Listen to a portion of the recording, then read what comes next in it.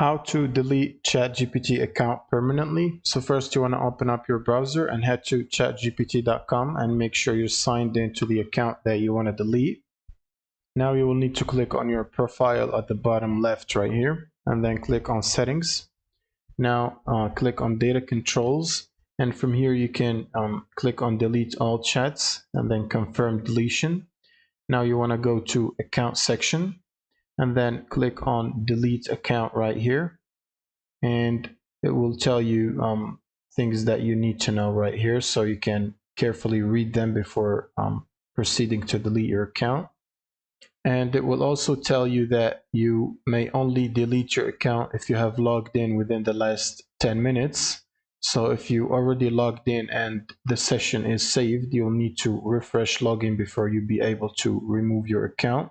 So you will need to log in again in order to do it.